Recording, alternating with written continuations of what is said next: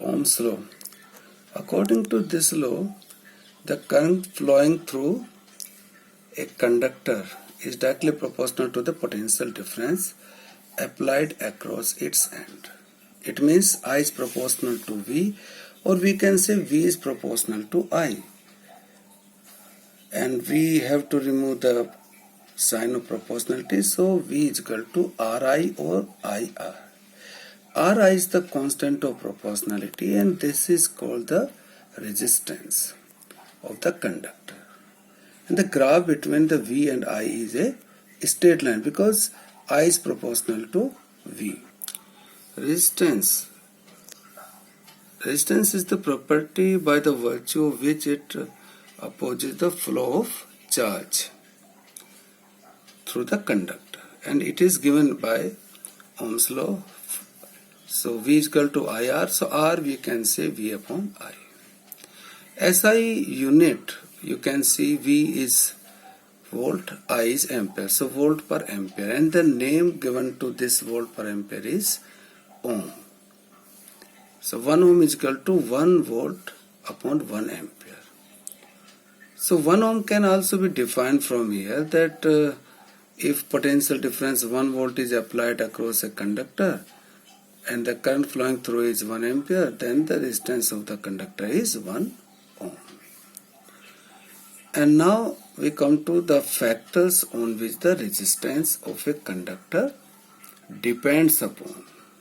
वो क्या फैक्टर्स हैं जिस पे रेजिस्टेंस डिपेंड करेगा? एक तो लेंथ है, it is directly proportional to length. जितना ज्यादा लेंथ होगी उतना ही ज्यादा रेजिस्टेंस होगा. For example, if we take one copper wire of 1 meter and the same thickness and the same copper wire we take the length 2 meters, so 2 meter copper wire of the same thickness or the area of cross section will have more resistance.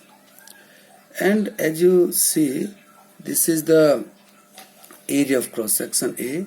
It is inversely proportional. It means for thick wire A is large, for thin wire A is small. It means for thicker wire the resistance will be small, and for thin wire the resistance will be large. Now the third is the nature of the material. Means there are two wires, like one is the wire of silver, one is the wire of copper,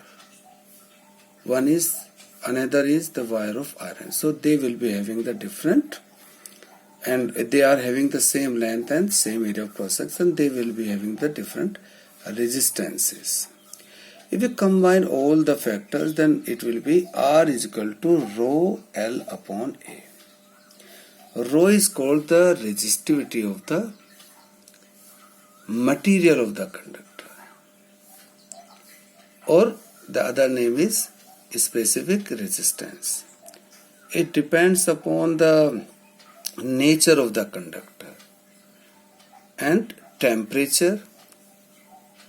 SI unit of rho is ohm meter.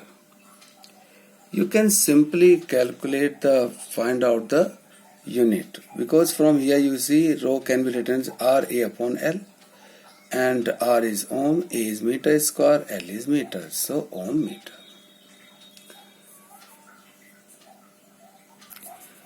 Current density, it is the amount of charge flowing per unit area, means the electric current, but normal to the flow of charge, means through that area it is the amount of charge flowing per second per unit area. This area should be perpendicular to the or normal to the flow of charge. It is a vector quantity, and it is given as I upon A. As you can see, it can be given as like this is the area and this is the current, this is the angle.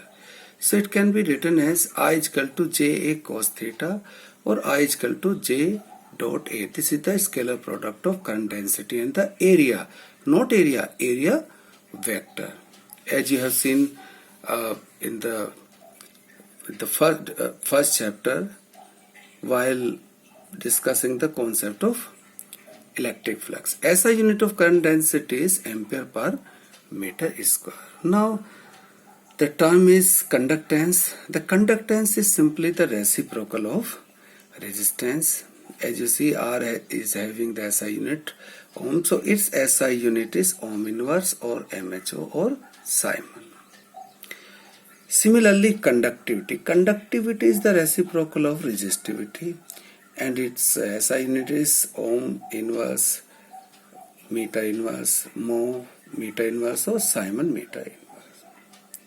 And now we come to the vector form of Ohm's law. If E is the magnitude of electric field in a conductor and of the length L, then the potential difference across its ends is, we know that E is equal to V upon L, so V will be equal to E into L. So from Ohm's law, V is equal to IR. V is equal to I, R की value रख देते हैं rho L upon A. If we combine it, it will be EL IA rho L. यहाँ से देख सकते हैं L is cancelled, so E is equal to, and I upon A we can say J, current density. So finally J is equal to 1 upon rho E, or J is equal to 1 upon rho is sigma, so sigma E. In vector notation we can write J with vector sign is equal to sigma A. So this is the vector form